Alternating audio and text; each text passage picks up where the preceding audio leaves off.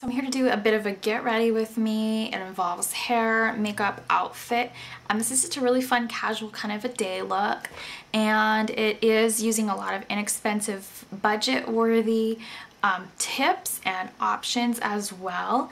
It's not an entirely drugstore Walmart style video, but I am offering some helpful ways on how to get the goods at a lower price, as I've managed to stay. You know, I'm a bartender, so I know what it's like, trust me. So yeah, let's get into the video. I hope that you enjoy this sort of soft kind of day look, a la Mila Kunis type look. So yeah, let's get started on the look. I'm going to begin by taking Jordana's powder eyeshadow in Good Match. I'm going to begin by taking this Manila color. Whenever I get started with a look, I always have my eyebrows filled in because I feel it's easier to navigate how high you want your blending to go. I always recommend taking the crease color as one of your first or second shades. If you use a very sticky eye primer, you might notice some creasing.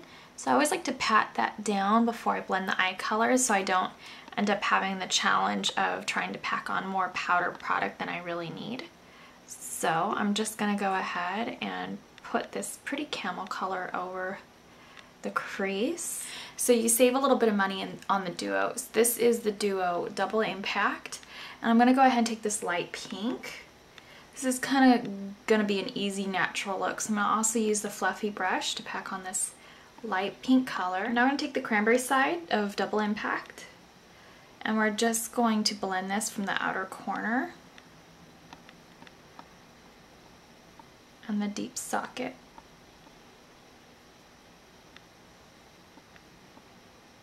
I'm now taking Inglot Soft Precision Eyeliner number 31. It's just a matte white. Inglot eye pencils or lip pencils are pretty inexpensive as it is. I don't have too many drugstore eye pencils or eye pencils in general. Take sort of the Manila tan color. We're going to take soft pink.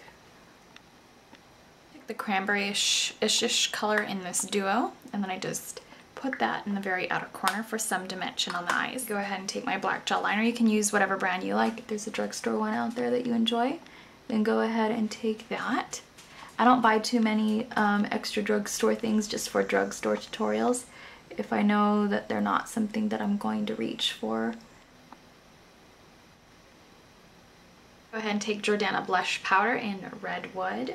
It's just a really beautiful, like, I don't know, it kind of reminds me of Fleur Power by MAC, but without the shimmer. I'm just going to go ahead and put this on with my e.l.f. stipple brush. In case you feel you're having difficulty going over any wave, my recommendation is to slowly go over it. Going over it 100 times like this is not going to soften the curl. Once again, easy does it. You're only going to be able to get so much hair in a flat iron at once. The slower you go, the best results you'll have, and you won't have to go back. Otherwise, the last thing you want to do is damage your hair. Flat ironing and coloring are some of the worst things that you can do to your hair, so it's always best to take precaution, do it in moderation, and do it in steps.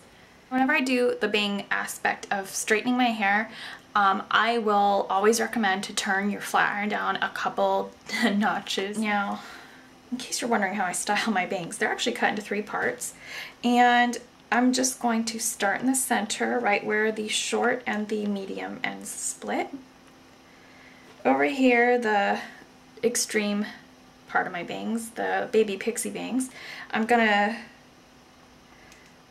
flat iron those, and then the long part, the third part. These are like, I would say the pixie bangs are the first part, then we have this sort of medium length bang that varies in length, and then the third part of it is literally an over bang or a side bang, which is what helps the bangs kind of morph into the haircut as a whole. So I always like to try to get my hair done before I put on the lip products because the lip products are easy and very fast to put on, and I also don't like hair flying around when I have goo on my lips. So whenever you see my tutorials towards the end of it, my hair is usually fairly styled by then. This of course is a lot more undone since it was a get ready with me rather than a tutorial. Now I'm going to take another drugstore product. I'm going to go ahead and take, for the very first time, the Jordana Twist and Shine Moisturizing Balm Stain. This is the shade Honey Love. I've never seen Mila Kunis with a lip that's so nude that I couldn't see her lips that I can recall. Okay, so Honey Love. Oh, it's beautiful.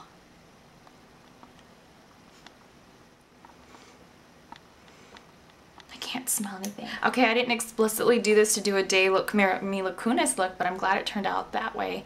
And I thought this was just going to be kind of a simple, boring look, and I really like it. I'm going to get a smoothie. I've already been to yoga, so that's why I'm in an overly good mood and very quiet right now. So yeah, I'm actually going to show you my outfit of the day. So this sweater shirt that I'm wearing, you can do off the shoulder with it or up. It just depends on my mood and what I'm wearing. I love the sleeve detailing. It just has these tabs and these really cool wooden buttons on there. If you undo the tab, it becomes a true 3/4 length sleeve.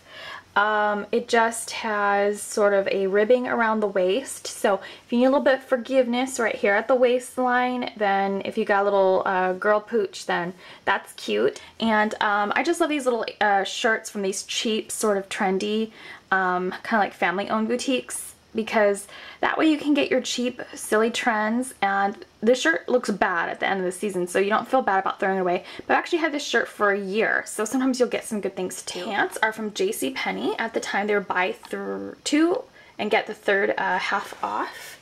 And these aren't my, no, I thought I had my antique ones on. I have to be in a certain mood to wear the antique cut or the antique wash. These are just like the indigo wash. It's kind of a dark indigo, which I love. I hate bright indigo blue jeans. Fuller at the hip line.